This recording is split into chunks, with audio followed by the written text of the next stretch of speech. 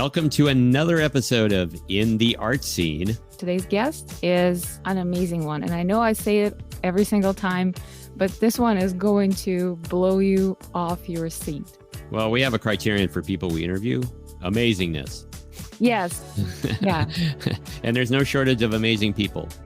Yeah. So that means you too, listener. You are an amazing person and you have an amazing story to tell. And who knows, maybe we'll be interviewing you in the near future.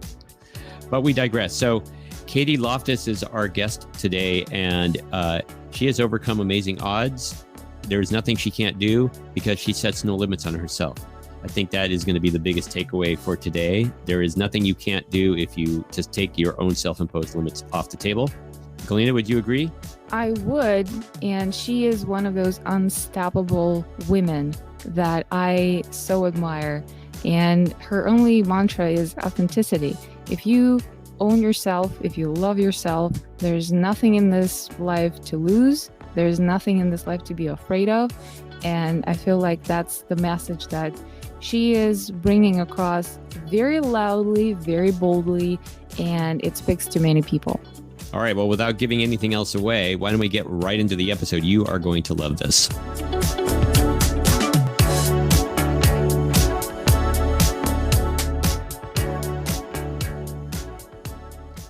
And we're live.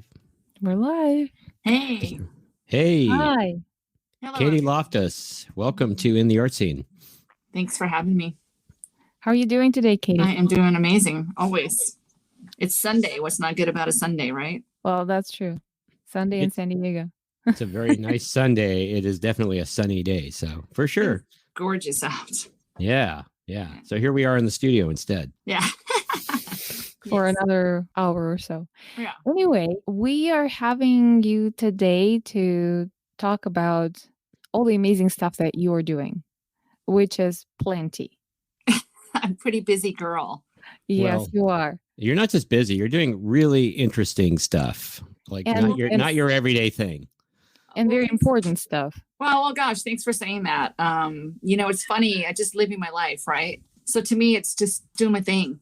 And then when you say that, I'm like, what is it that I'm doing that's different, right? So, well, thank you. Well, let's see. Aside from your whole woman on a motorcycle thing and the stuff that you've been through and come through triumphantly and the work you're doing to empower women, and where shall we start? We've got so Right. much stuff here. So Well, let's start with the beginning. Okay. How did whole thing came about? And just can you give us and our listeners a little bit of a background? Who is Katie Loftus and what you do or what you did before you started organizing those events So and riding a motorcycle? who is Katie Loftus? Well, just so you know, that's a really big question. Yeah, I live life out loud. That is for sure. What I have to say is I've been a hairdresser for 30 years, 30 plus. That has been a great career for me. I traveled a lot. I did a lot of New York Fashion Week, and I was an educator for L'Oreal. And that's my design sense of who I am. I love art. I'm also a painter. I've been a painter my entire life. I've done lots of painting. I can tell you a story when we kind of get into everything, how I painted through my cancer. I've got some really interesting paintings.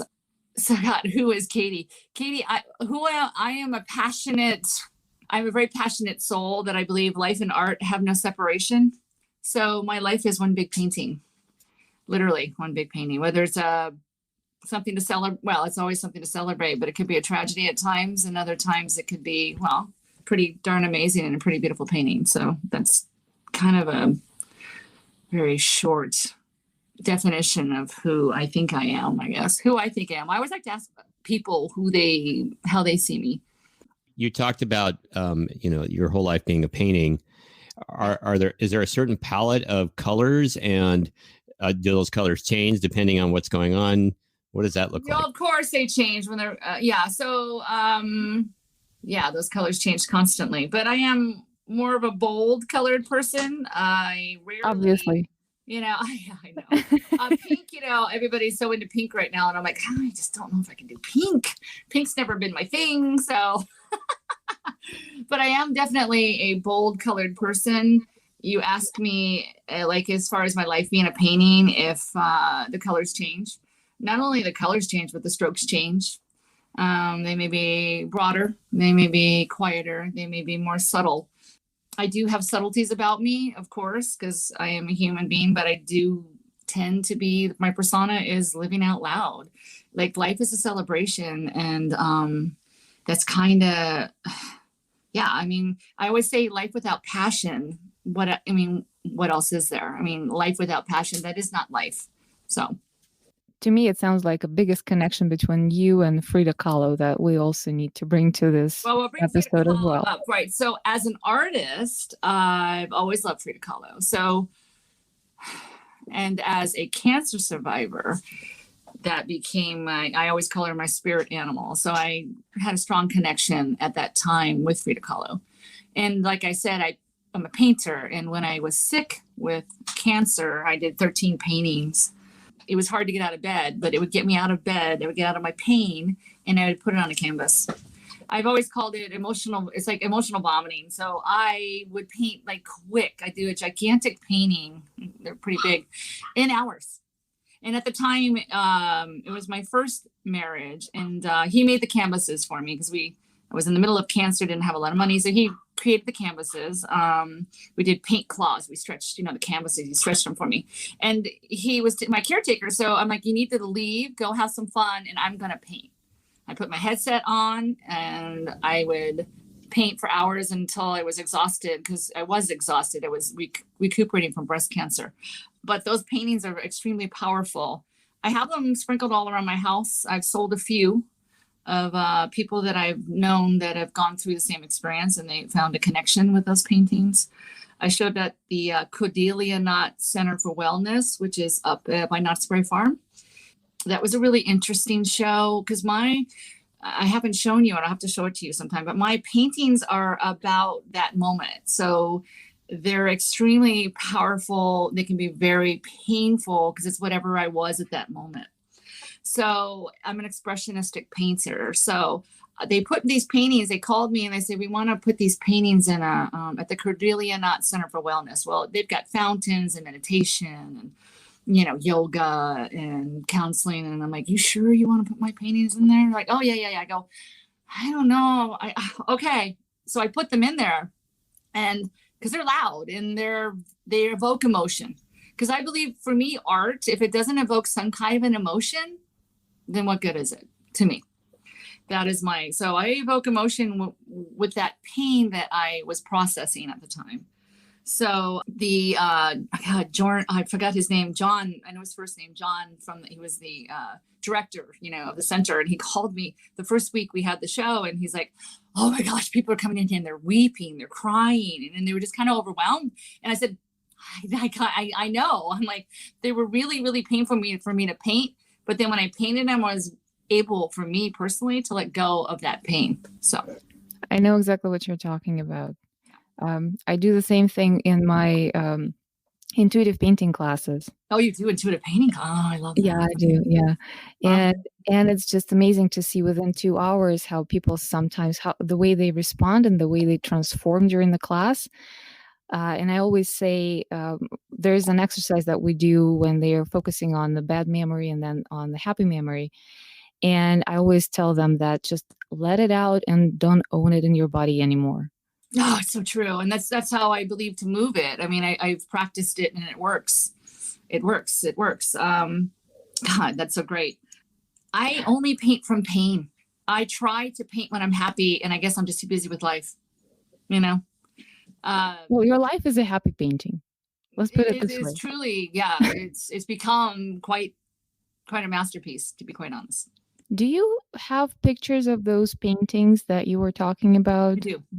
You do.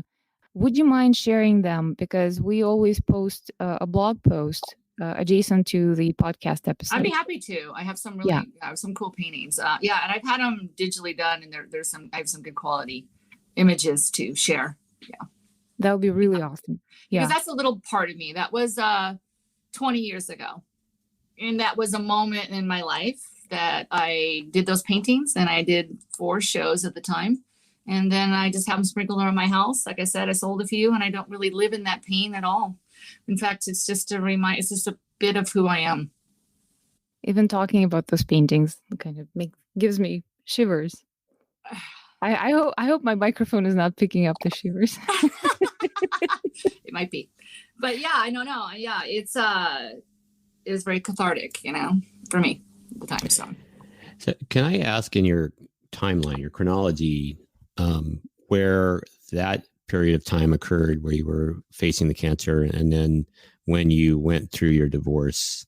Oh gosh. So my little timeline. So I owned a salon at the time. I had 13 stylists. I had an art gallery salon at the time. At the time it was, what was it? 99, 2000. So there weren't a whole lot of salons that were doing that. And of course I have a passion for art. So I would have different people show their art at the salon. And so I was 36 years old. One of my clients' mother had gotten breast cancer, and she told me a story, and I was like, of how she went and got checked. And I was like, I was 36, so I wasn't living in that space, but I was like, well, So anyway, I called my doctor. I said, well, maybe I should do like a marker, a big, and I was not married at the time, by the way. I was just about to get married. Okay. So, he did a marker. I think that was like that summer. So let's say June. I was going to get married in September. So they did. And I'm 36 years old, and they called me up, and I still don't believe what they said. It was ductal carcinoma in situ. So it was in my ducts. And I just was like, no. And so that was June. And then I got married in September, and then they wanted to do a biopsy. So it takes a while, right? A biopsy right before my honeymoon. I said, you know what, I'm going on my honeymoon. Let's just wait till I get back. So when I got back, they did the biopsy, and sure enough, it was time for me to remove the cancer. So that was on my birthday. We discussed it. We didn't have the surgery till Christmas Eve day. So I'd only been married a little over a month. And I'd been with that husband, my first husband, for 8 years before. So we had a really strong bond. It wasn't like I just met him. It was really hard, though. I can't say I'm not, and my second husband he'll agree with this. I am a really horrible sick person. So I don't do sick well. I got too much life to do. So I'm a little bit impatient. So to answer your question, I guess it was like right at the same time. And then the divorce. So I survived the cancer, and then the divorce happened 9 years later. Yeah, he had an affair, and yeah, our whole lives went upside down. And I always say the cancer was very difficult, but the divorce almost killed me. Betrayal there's nothing like it. And I was going to paint a series on divorce, but I'm like, what's the point? Yeah, I can relate to that too. And I did a painting about my divorce with my ex-husband a couple of years ago, and I was in the therapy at that time, and my therapist bought that piece. Oh, yeah. Yeah. Wow. Yeah, it was so powerful. Well, so you could paint it. So I tried. It was just too painful. But it was 9 years after the divorce actually happened. 9 years after. Yeah, So yeah. I'd already processed it. Yeah, it takes about 10 years, ish. Well, I was going to say that if and when you feel ready and moved to do something like that, it may be something that helps another person. Yeah, and that's why I was going to do it, because you came to the film that we just had, the little premiere, and that's just who I am. So my life is always about, helping others. If I can share my story from whatever pain or whatever I've gone through to help somebody, even one person, then it's not wasted. Yeah, I think that's great. And when you're ready, like I remember when I was a teenager and I heard from, I want to say, I'm hoping I'm not getting my references mixed up, but the actor that played the Frenchman LeBeau in Hogan's Heroes, he had been in World War II, a Jewish person through the Holocaust. And it took him time to be able to speak in front of audiences. as so many Holocaust survivors experienced, where they just couldn't talk about it, so they buried it. But at some point later in life, they realized that by telling their story, they were helping keep the memory alive and transferring it to new generations in the hopes of it never happening again. Absolutely.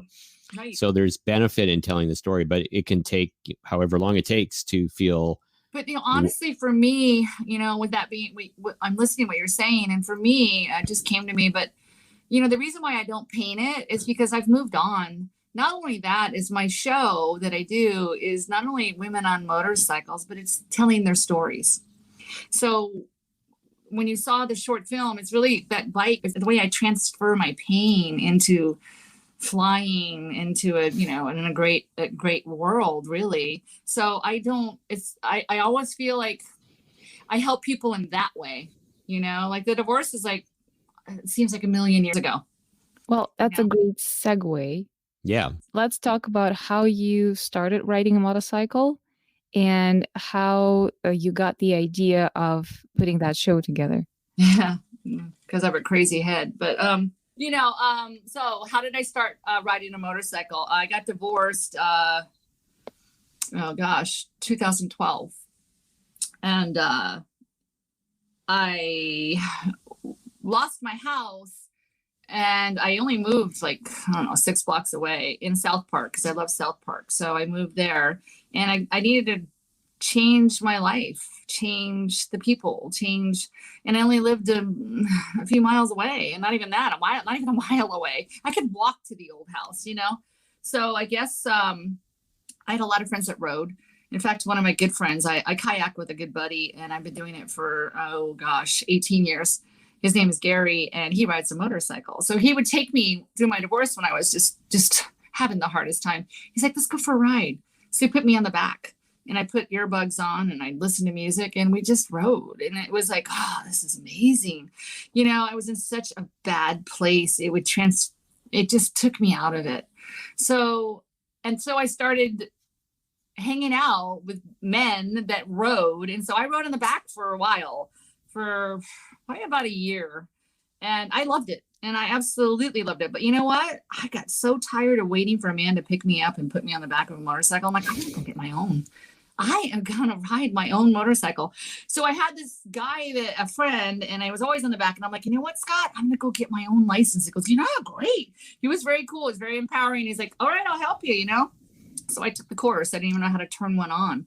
I just know that I wanted to do it because the feeling that I had through that divorce and it was suffocating. And when I was on that bike, I could truly breathe.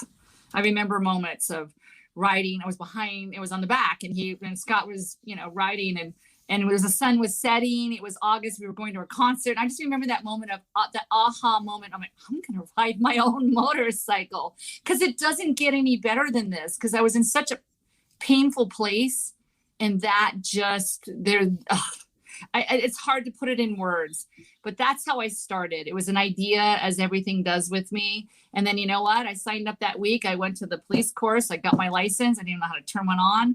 I didn't even own a bike. I couldn't even buy a bike. Okay. So I had no credit. I got divorced. Everything was destroyed. I had nothing. And I'm like, you know what? I'm going to ride a Harley. My friends are like, I'm going to ride a Harley. It's an expensive bike. I'm like, I'm going to ride a Harley. So, I used to say I'm going to ride a Harley or the men that ride them.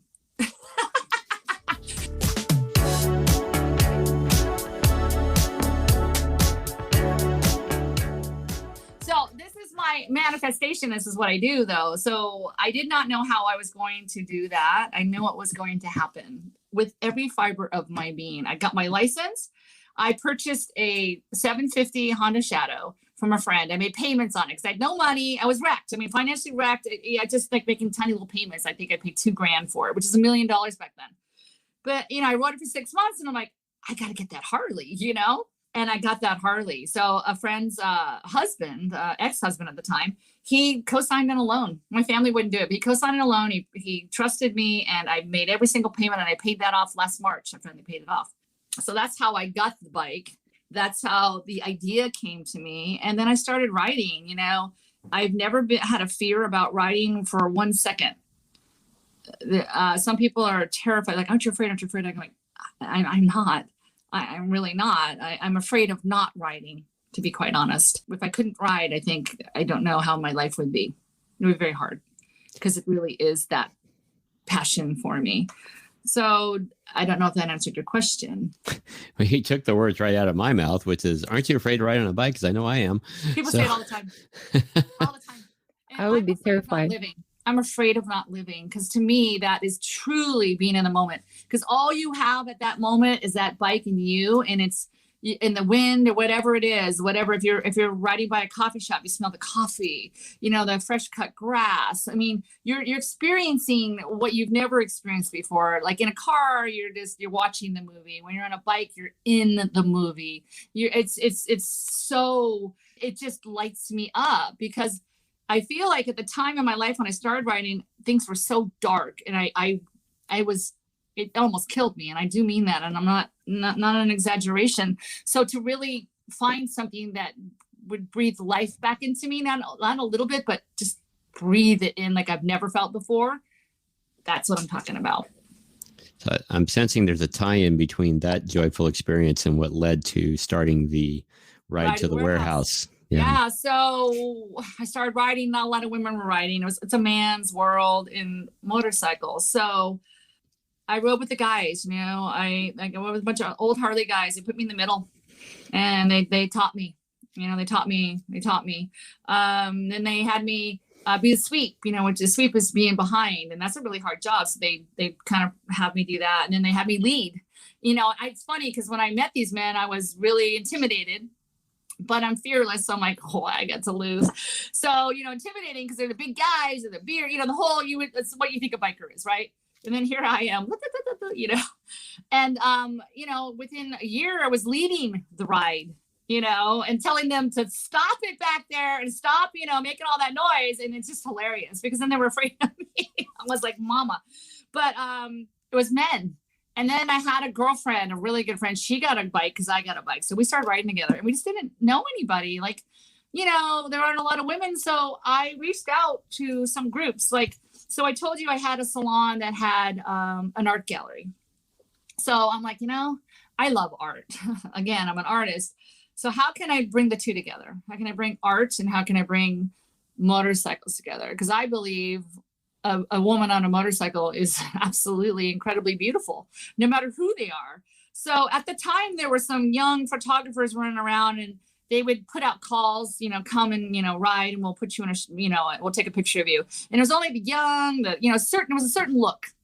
And it was a certain look and a certain age. And I was like, how old was I when I started riding a motorcycle? I was 48, 49.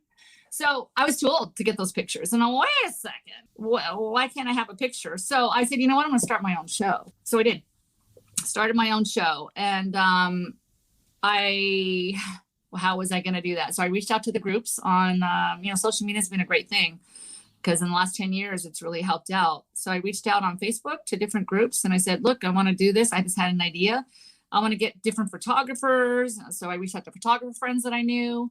I wanted to get some painters. I reached out to them. I wanted to create a name for it. I didn't have a name. I loved Barrio Logan so much. I went to a gallery down there, La Bodega Gallery, and I didn't know Chris at the time. I went and said, hey, my name's Katie, and I really want to do a show. He didn't know me. He's like, okay. And we talked, and I got a space. I had no money. This is how much it costs. I'm like, okay, don't know. Okay, I'm going to make it happen. Again, I just know that it's going to be, even though I had no way of knowing how it was going to happen.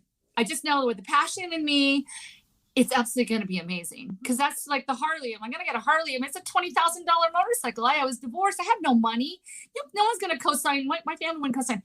And sure enough, it shows up and I rode that Harley out of that dealership and I still have that Harley. I have other bikes too. But so my point is that I just make it like it's here. I feel it so strongly that I know without a doubt that it is. And not that it's going to be, that it already is. And then it is. So I get the gallery in Barrio Logan. What a cool neighborhood. And I said, I reached out and we started shooting, and I started building it on Instagram. I had no followers at the time, nothing. I had a name. I can't put the name because La Bodega means warehouse in Spanish. There you go. Ride to the warehouse. Okay, that's the name. Okay, I envision. So I always have to think big. So that's great to have La Bodega San Diego, but I'm like, okay, so I can envision, because this is how the manifestation works. I want warehouses all over the world. I mean, I'm not going to stop here. I can picture warehouses in New York. That's my next show. And actually that is my next show. And, in different cities, why not? Because there's people that ride all over the world and everybody has a story. So when I first started this, it was not about the stories. It was just pictures. It was pictures and some art sprinkled around. It was really low budget. I had no money. I had the girls pay me like $30 to be in the show. I took that money and paid for the gallery.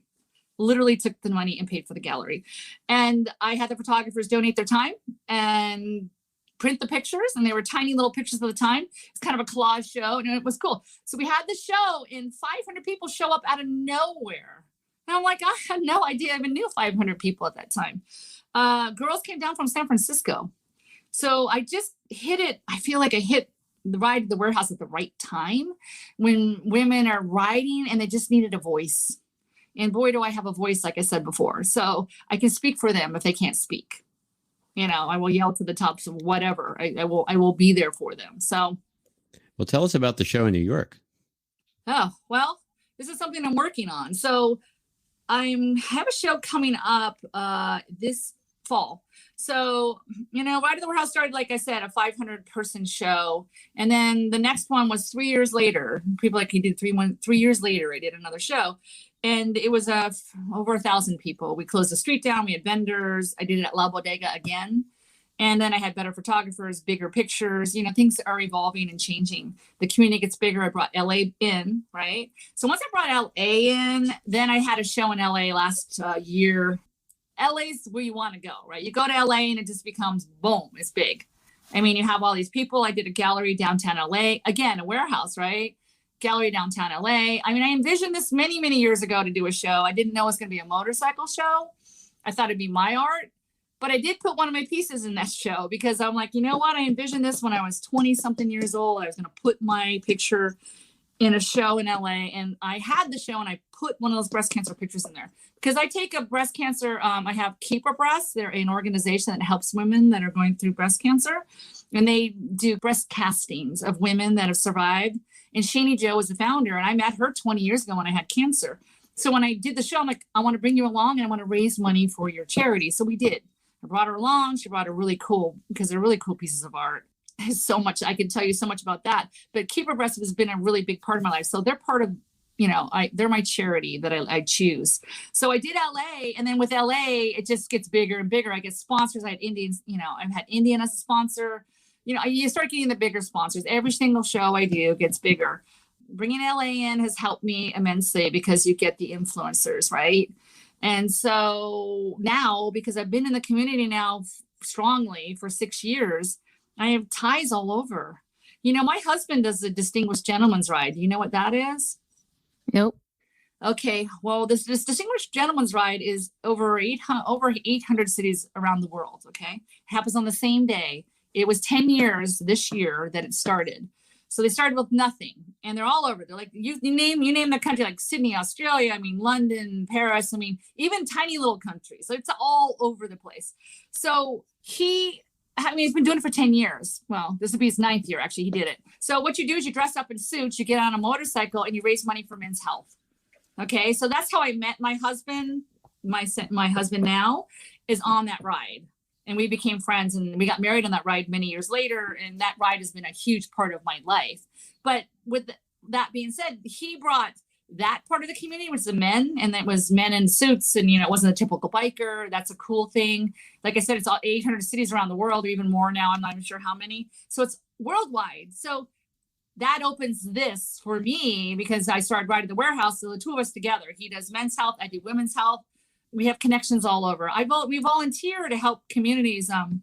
There's an organization called Engines for Change, and it's motorcycles making change in different communities. So in the community that you live in, we did a food drive in San Diego with that organization, but they do the same thing like Gentleman's Ride. They go across the United States and they do it in different cities. So the woman that started it lives in New York. So that's how New York comes around, because I started working with her. And so she's like, I got these photographers in New York, they want to be part of it. So what's going to happen in the San Diego show is I'm bringing 5 pictures from New York. I'm also doing Nashville, 5 pictures from Nashville, and I'm bringing them to San Diego. And then after that, we're going to take the San Diego show, San Diego, LA, and bring it to New York. She's got connections with a big warehouse downtown, New York, down in Soho. I mean, there you go. There's the vision.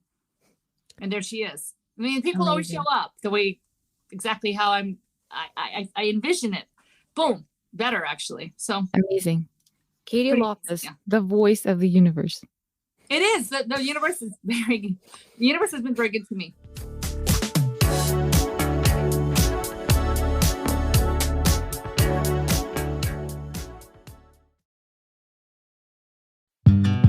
Let's take a short coffee break.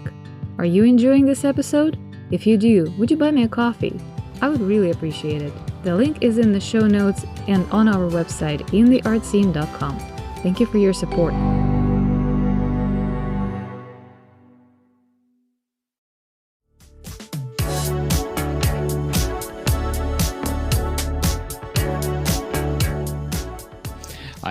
What I particularly love about that story, Katie, is that, and we interview a lot of artists or people who are involved in the art world, as you are, and a lot of the struggle is, how do I get known? How do I get people to see what I'm doing? And your story, for me, at least, my takeaway is, you get involved, you give back, you meet people, it's all about community, and the more you are active in your community, things just happen. It's a snowball effect. And look at what's going on with what you've accomplished. You know how you do it. I love that. You lead with your heart. I always lead with my heart. And my biggest mission, I call it girl Moto power, but that is empowering other women. So the biggest thing for me is when they look at that 20 by 15 picture of them on a gallery in downtown LA, and there they are, that moment when she looks at herself on that's what it's all about.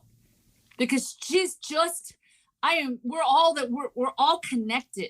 I'm like, I want to lift her up just as like anyone else. I mean, like I said before in the show, before I started mine, oh, you're not this, you're not that. I'm like, no, everyone is beautiful. Every single woman, period. And I mean it. And that's where it comes in. And being authentic, that is how you do it. Getting your heart out, your work out, be authentic. There is no formula. Be you. That's all you got. And then when you do that, nothing to lose. We're always trying to be something else. Be the right thing. Do this, do that. Go here, go there. And I'm like, I don't know. I sit, I meditate, I hang out, I feel it. I sit with it. And then I go, okay, I'm ready to go. Let's do this. And then I just go. My husband's like, I can't keep up with you. It's true. Life is too short for me. I'll sleep when you're dead, they say. So, community is 100% community. And that's why it's so good with my husband, is because he's, like I said, we bring the two communities together. The motorcycle community is fairly big, but then it's really not that big, So, I say fearless is the only way to be. So it's not an ego thing. I'm very passionate about human beings. So. Well, and for our listeners, and this is another takeaway for me, it may feel like the motorcycle riding world is fairly niche, but there's a million other passions and pursuits that are also fairly niche, but have their devotees, and all of those can rally around that common shared love of something, whatever that thing is, and for sure. Turn it into something good, as you have. Right. I mean, I do believe that, and my thing is, it's not, even if you don't ride a motorcycle, I mean, come to the show, because there's inspiration all around. It's about, the machine brings us together, but it's about the community that bonds us together. That's really what it is. So.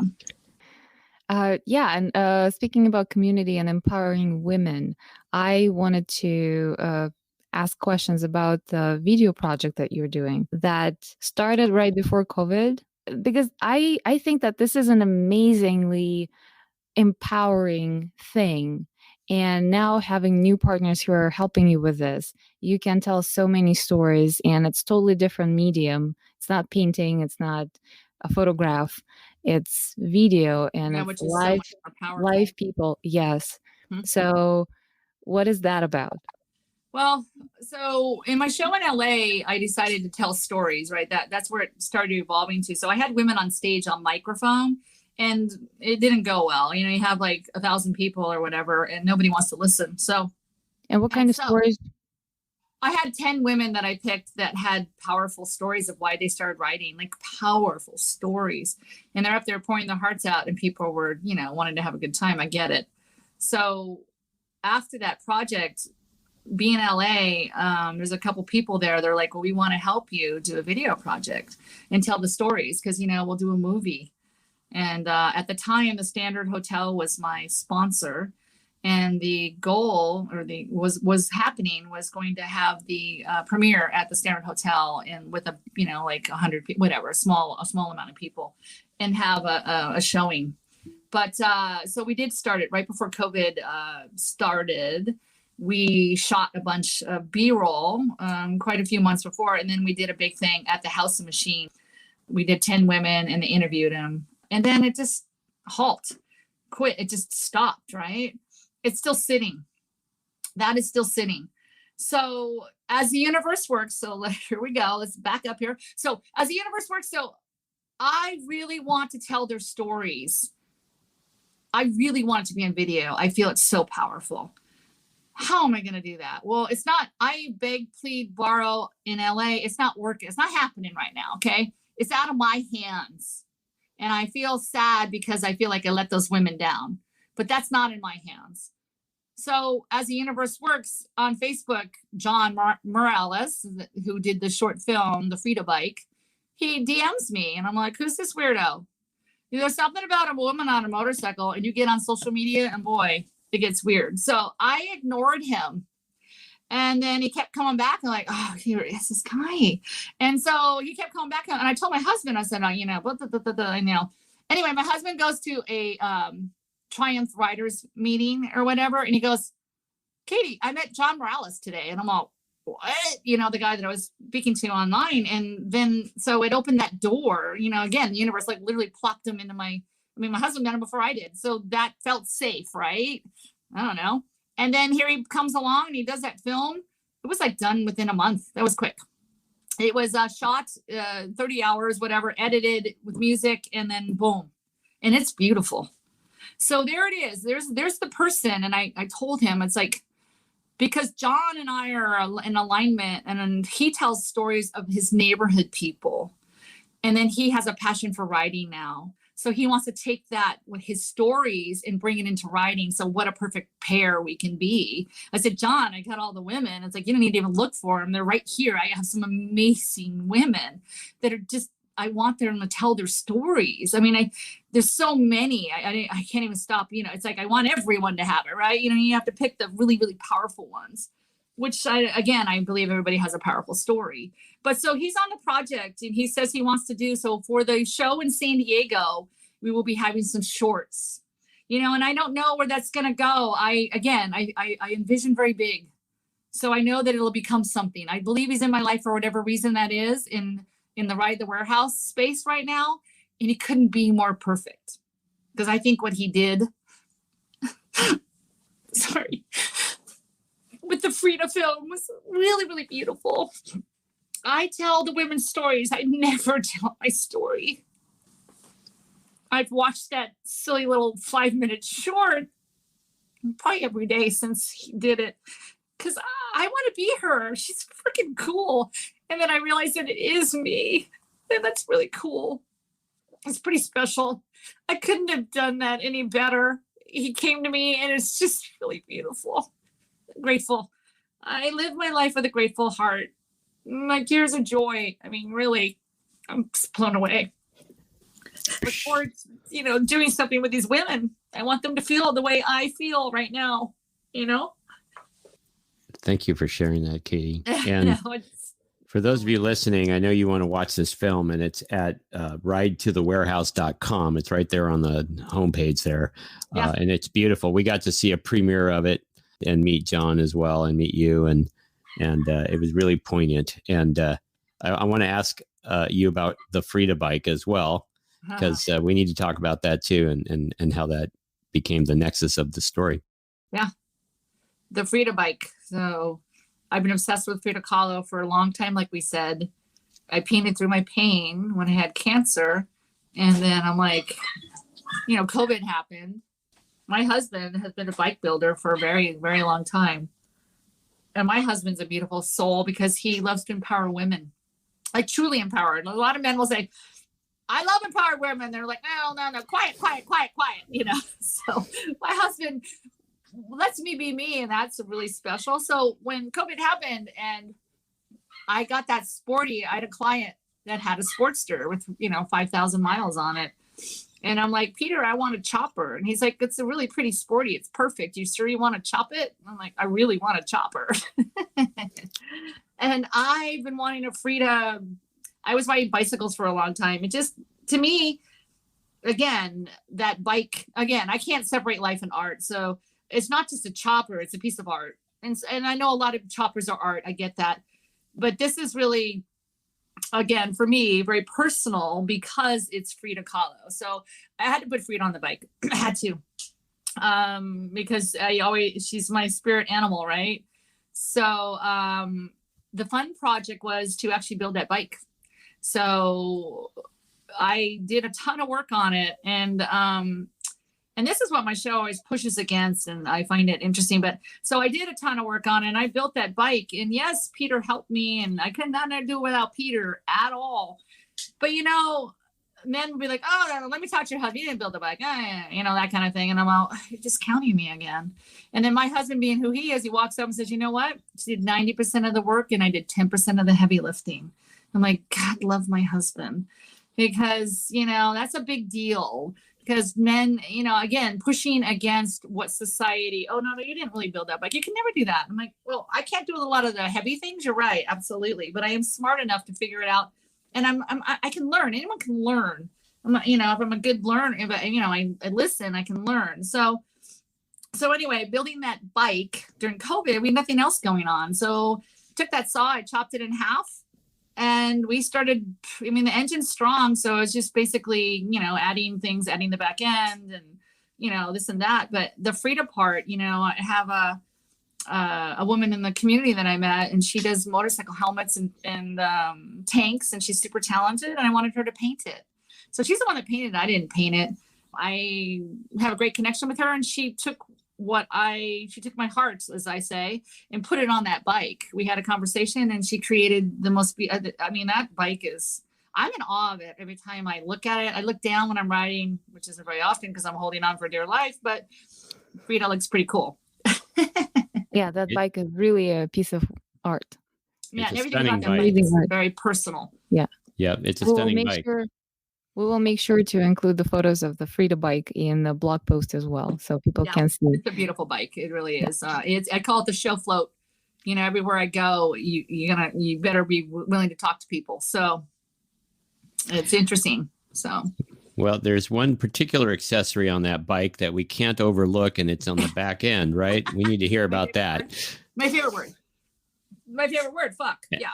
My sentence enhancing word, as I call it. So that is my favorite word. I love that stupid light.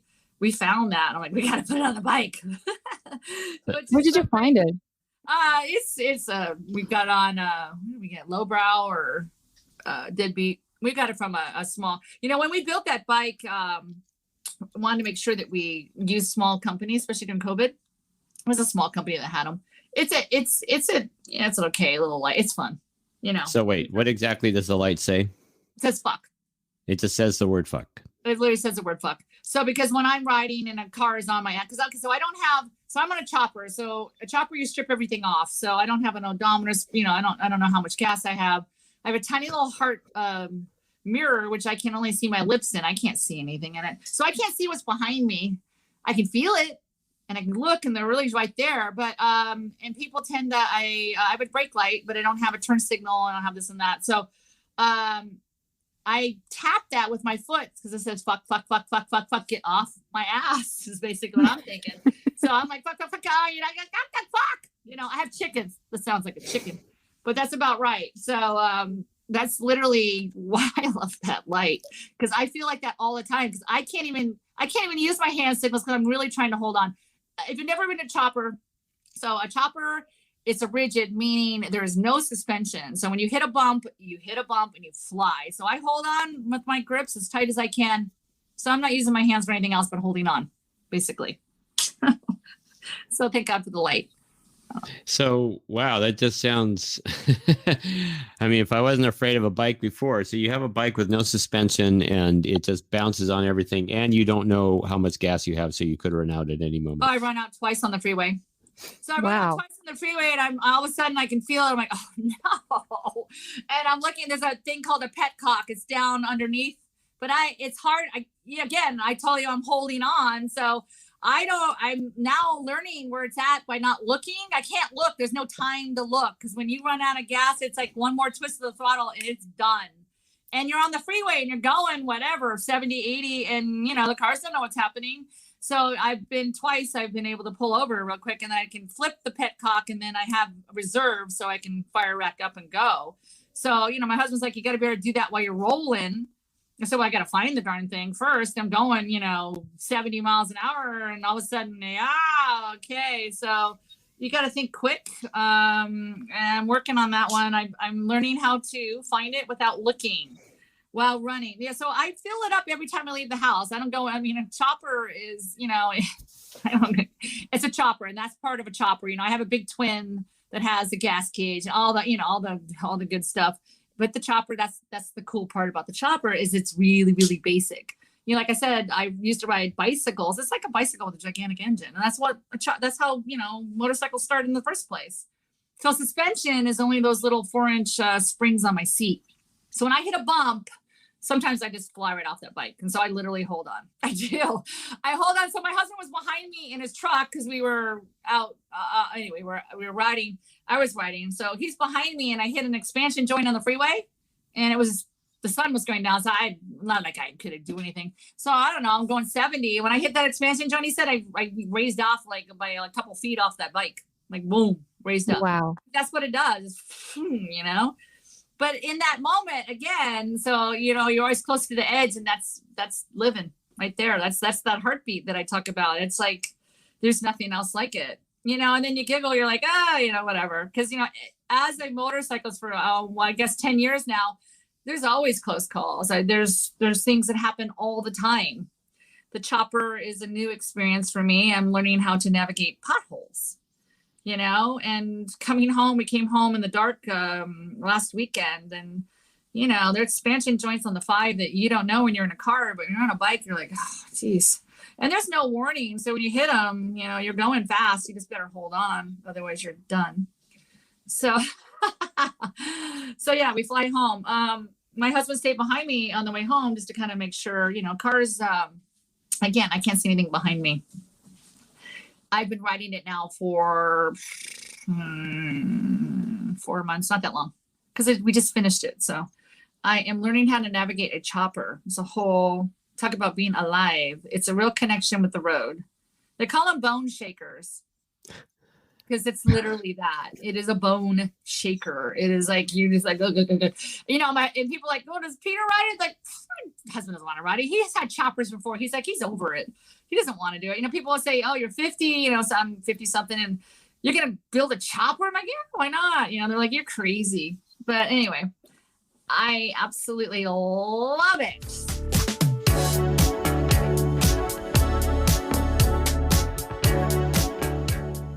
I want to rewind a little bit back and I have a question while you were talking about, and you mentioned that there are always close calls. Always close calls, and you're fearless. Did it feel the same when you were recovering from cancer, or were you scared at that time? No, it is the same. So the thing with the cancer, I had some time to process. Like I said, I was diagnosed and I had a few months to kind of gather it together. But once I decide, so once I commit, there's no fear. So I had something recently and I was in the hospital this past week, like I told you, and I had some flashbacks of having cancer and they didn't know what it was. And I was like, what if it went into, I had some pain in my chest, my sternum or whatever, because I lost a girlfriend like that. And I was like, there's a thing about life. It's like, I have a peace about it. You just have to say, you know what? I've had a great run. I'm like, I just, no regrets. Right. And that's part of this riding a bike. And I was in the hospital. And like I said earlier, like the biggest thing for me is not being able to ride again. That would really break my heart. So I couldn't wait to get out of that stupid hospital and come back, and it wasn't a big deal. I'm fine. But, in that there was a moment of saying, oh my gosh. So fearless, and people are like, you're so brave. And I'm like, no, I'm really not. Life presents it. You just have to say yes, whatever it is. People want to put negative and all this stuff, but really it's just an experience, meaning I'm not saying it's not hard at times, but you know what? It always works out the way it's supposed to. I mean, honestly, there were times when I thought I wouldn't make it. I thought the divorce, my divorce, and then I commit and I say, you know what? I got this. Like life checks me and it says, oh yeah, I'm like, no, I got this. And, and I go, and I do, I always have all the way to the end. And if I were to have cancer again and die, then I still, like, no one can take anything from me. I mean, even my life, they still can't take me, if that makes any sense, but it totally makes sense. And these words are probably the most empowering that I have heard in quite a while. well, No one can take me from me. And I had a good ride. And whatever happens. It's going to resolve the way. but it's true. So when I got divorced, I had been with my first husband for 18 years. I remember him leaving and the house was quiet and no one could hear me. And I'm like, I'm all alone. I've never been alone. And I had a very hard time for quite a few years to really learn how to be alone and not be lonely. And I thank my first husband every day because you know what? I found me in that darkness and there is no more. There is no more because when you find you and you truly love you and you get it, nothing else. There's nothing else, period. We're always looking. It's right here. We're right here. We're always looking for something else. So, I think it's because I'm a cancer survivor. I learned that, but then the divorce checked me, right? Like I told you, I get checked. And I really learned when I was totally alone. I lost my father through the divorce. He died. One of my favorite people in the world. And I was totally alone. And I had to tighten my bootstraps. And that's when I started riding the warehouse. It gave me a new project to put my passion into. Well, that kind of brings us full circle. Yes. Be yourself. Don't try to be somebody else. Don't try to be something else. Authenticity. Just be you. That's really the thing. I'm at awe. Seriously. I can only imagine how many women you have helped to find themselves and love themselves and raise awareness. Yeah. Well, that's why it's so important that your video, the story of you that brought you to tears a little while ago in our session here, is so darn important because you are setting an example. People can see that. And for those for whom you want to tell stories in Ride to the Warehouse in that show, maybe some women are afraid to be subjects of those stories or to tell their stories. They absolutely are. They are. I'll approach him and then, because I don't understand that because I'm so fearless. And then I've had to learn and I practice putting myself in that position. And I say, I have women, they have these amazing photographers and they take these amazing pictures. And these women are like, oh, I'm like, girl, you are absolutely stunning. They just don't see it. It's the same thing. Like, well, why do you want to do a film about me? I'm not interesting. I'm like, I so disagree. I'm like, the moment I met you, there was this one girl, her name is Boo. And the moment I met her, I'm like, this girl has to be in my show. She just has this cool, she's just soulful. She's got this artistic way about her. She drives a big bike, and then she drives a scooter, like an old 80s, like Vespa, all beat up, and she's just cool. I'm like, girl, I want to put you in that. I want to put her in there, but people are afraid because they're like, well, look at you. And I said, but no different from you. I'm no different from you. I don't know why anyone, the film will be just as good with anybody. It's just speak your truth. be who you are, and then you got nothing else. I mean, I don't know. That's what I think. I mean, I didn't worry when John did it. I was like, I'm just in it. He asked me, I said yes. And I'm like, it'll be amazing. And it really was amazing. And it is amazing. It was. You know, I'm like, it's amazing. And look, you know, I get to meet you too. And it opens doors, you know, and I'm excited about what the future holds. I really am. Well, we hope that every woman and every person who is listening to this podcast episode is feeling inspired, empowered, and thinking, yeah, you know what? I could do that. I could do that. I could tell my story, or I could do what Katie is doing and manifest something in the future that goes on to help a whole bunch of other people. No more telling myself I can't. I can. I don't even know that word. I don't. I mean, I changed my verbiage a long time ago. You know, we got to be careful what we say to ourselves. Yes, absolutely. I can. And absolutely will. And watch out, because it'll be amazing. Well, I have a rule that I've imposed on myself and anybody that knows me, and that's no negative self-talk. And I think you hit it on the head there, Katie. Well, that's a 180-degree turn, as I call it. I learned that when I had my divorce, and everything I said negative, I changed it in that moment. And then and then after a while, it becomes a habit, a good habit, to no longer beat myself up. That's the self-love part. Once you stop doing that, other people will stop beating you up. Another artist of life. We interviewed an artist of life in season 1, and here we are again. We should connect you two at some point. I think you guys would have a good conversation. Artist of life. I love that. That's really cool. And I keep thinking about unstoppable women. We had a few unstoppable women in season 1, and I just, you know, those conversations spark the heck out of me, like the inspiration and like, yeah. I feel it. I have a motor in my chest, and I'm gonna write and I'm gonna do it. You know, it's really awesome. That's great. I love it. Well, you know, I take my inspiration from others too. I mean, it's the same. It's, you know, I get inspired by the women that are in the show. I get inspired when I see them, a spark that they didn't have. I had a girl that was in a really bad accident. Anyway, she lost one of her fingers. We call her 4 fingers, Christina. And I was doing a shoot, and I'm like, I really want you to be in the show. Can you come? And she hadn't been on a bike since the accident. And she's from Tijuana, and she rode to, we were in Encinitas, and she came, and she was beautiful. And it was painful for her to come because she hadn't ridden since. And she told me later that was a really big time for her, a great day for her, because it gave her hope. And she got back on the bike, and then her pictures were absolutely phenomenal because we captured her fearlessness. She's another one. Like, she's my soul sister. I love her. But, you know, I get excited about that for sure. When is your show in San Diego? Well, the show is tentatively, but I feel like it's going to be, is November 13th. So it is going to be a weekend. So it's going to be a Friday, a VIP on the 12th. We have a special VIP screening and the kind of thing going. And then we'll do the show on the 13th.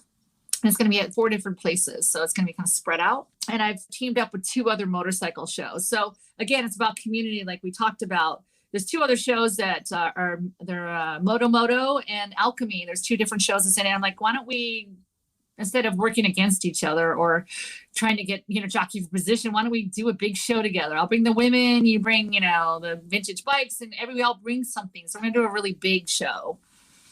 Ride the Warehouse is, you know, so it won't be just Ride the Warehouse. It'll be a little bit more, which is kind of fun. So it is fun. Well, we will help spread the word. Yeah, but by the time this episode is out, I think you're going to have more details on your website. We will make sure to link everything in the show notes and in the blog post and promote the heck out of it on our social media, so more people will hear that. We're going to grow your community.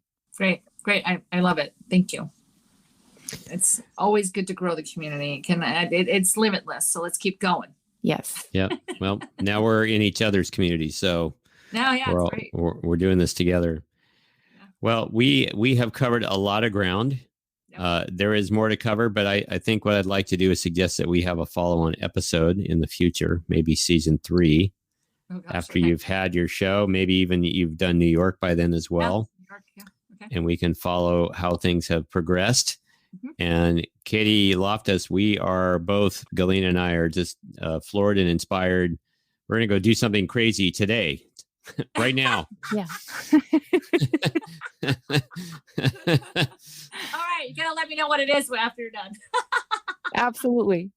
Whatever it is, I hope everybody does at least one offbeat, thing, crazy right. out of box thing. Out It of the doesn't have to be something that threatens your life necessarily, but No, not at all. It doesn't have to be a crazy thing. It has to be something that you really, really want to do, but always feel afraid or not sure that you can do it. Exactly. Yeah. Whatever that is. I mean, it could be anything. It could be riding a bicycle. It could be whatever. I don't know. Going to dinner by yourself. I don't know. And whatever you're afraid, go do it because you'll get over it really quick. That's a good one. That's a Yes. good one. So visit intheartscene.com where we are going to have a companion blog post, which will summarize this conversation and tease it up, although you're going to want to listen to the whole thing. We're also going to have some samples of your paintings, I hope, and Yes, some yeah. other imagery from the shows. Yeah, I've got some. I got lots of cool pictures. Yeah.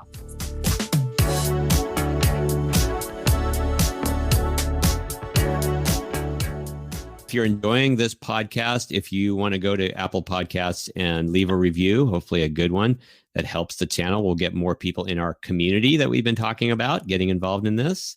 Yeah, and if you don't like this show, please don't leave a review. You're going to hurt our feelings. Just go away, stop listening. There are plenty of really good podcasts out there.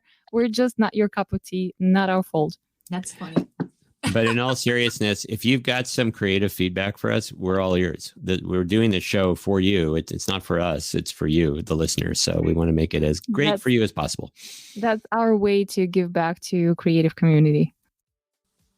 Well, Katie, thanks so much for taking time out of your beautiful Sunday. You're probably itching to get on the bike right now. So Thank you Yeah. so much. It's such an inspiring conversation. Oh, thank We're you. so happy to have you. All well, right. with that, we will see you in In the the art art scene.